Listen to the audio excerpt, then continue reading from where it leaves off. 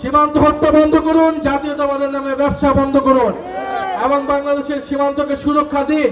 স্বরাষ্ট্রমন্ত্রী তার নিজের এলাকায় মাদক বন্ধ করতে পারে না, সে সারা দেশের মাদক কিভাবে বন্ধ করবে? সারা দেশে আইন শৃঙ্খলার বেহাল দশা।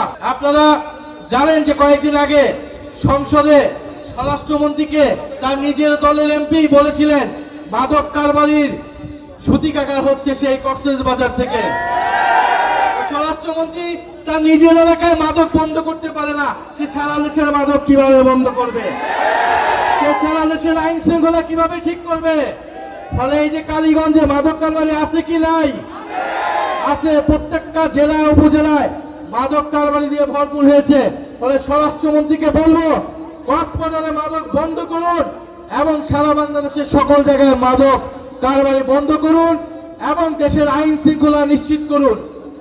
এবং প্রিয় কালীগঞ্জবাসী, আমাদের ভাই শরীফ ওসমান হাদি জীবন দিয়েছিল আজাদির জন্য, স্বাধীন সার্বভৌম বাংলাদেশের জন্য, কিন্তু আমরা দেখছি সীমান্তে সাধারণ বাংলাদেশিদেরকে হত্যা করছে বিএসএফ খুনি বাহিনী।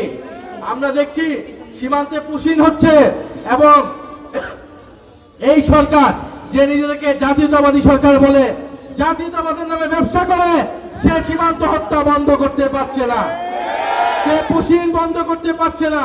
ফলে আমরা বলবো সীমান্ত হত্যা বন্ধ করুন, জাতীয়তাবাদের নামে ব্যবসা বন্ধ করুন এবং বাংলাদেশের সীমান্তকে সুরক্ষা দিন।